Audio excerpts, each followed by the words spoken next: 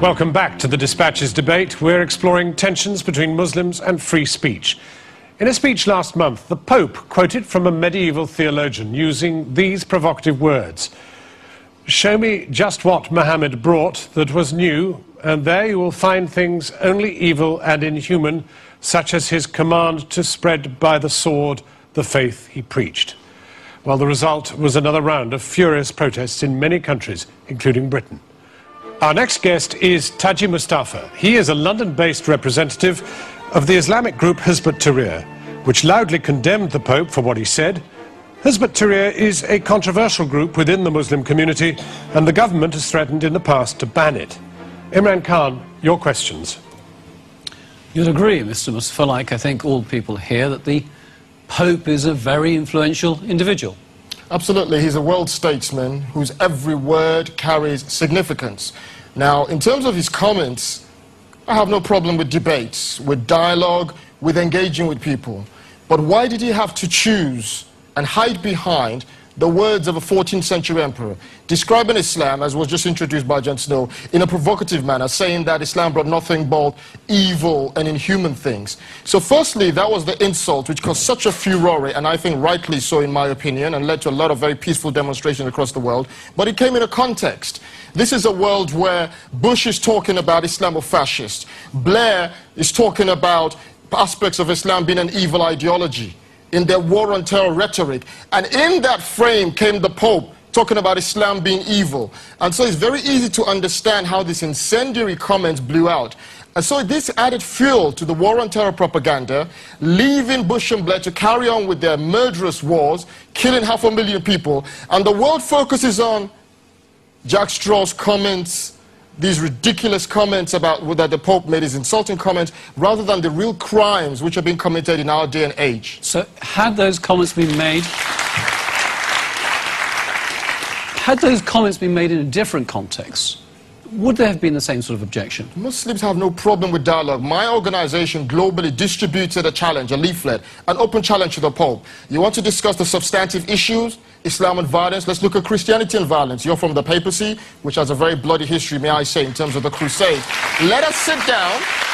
Let us sit down and discuss. We're not averse to discussion. But what Muslims will not accept, and what no human being, Muslim or not, should accept, gratuitous insults about their beliefs, their faith, or anything dear to them. So done to provoke, not to debate. Is that right? This is not a debate. A pejorative, insulting statement. And in his speech, the whole of which I have read, he made a one-sided analysis that somehow Christianity is linked with reason, Islam is linked with violence. In front of him, when he's talking about violence and religion, in front of him is Tony Blair going to Iraq to spread by the gun his very beliefs in liberal democracy. Why didn't he analyze that in terms of people using violence to spread their beliefs? Why pick on Islam? So it'd be very, very clear there's an agenda here. There is an agenda to demonize, to vilify Islam as part of this global war on terror.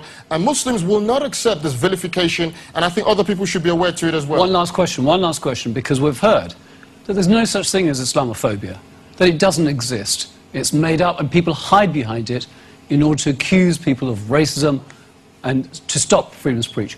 In your opinion, your experience, is there a rise in Islam? Does it exist? And what does it mean?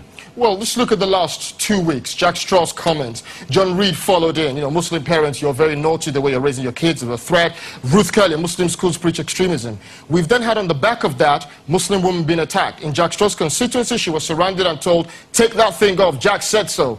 What is this? This is pure evidence that the incendiary comments of politicians are leading to attacks and are diverting people from holding those politicians to account about their murderous wars and policies, which is leading all of us to be unsafe. So definitely on the ground, evidence points to the fact that these comments have a huge impact in community cohesion and relations between all of us. Thank you, Thank you, Imran Khan.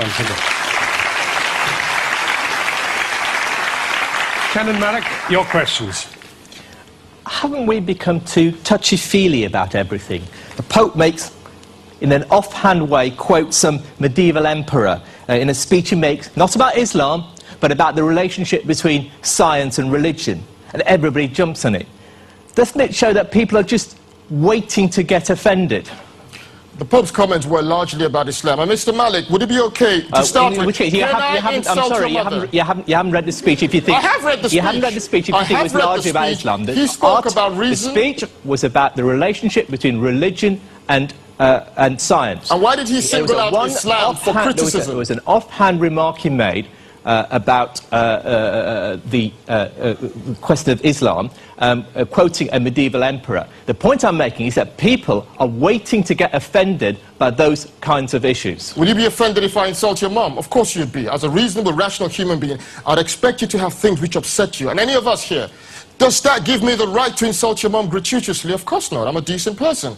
So when you do say things, they do cause offense. The Pope chose. Why hide behind the words of a 14th century? Why? This is a professor of theology, Cardinal Ratzenberg, now the Pope. He could have chosen 1,000,001 things to say.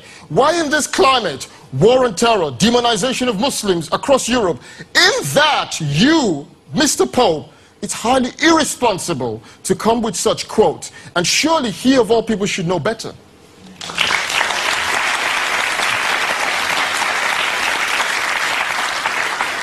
Muslim leaders, Islamic organisations, including yours, are not exactly known for their progressive views about gays, women, Jews and so on.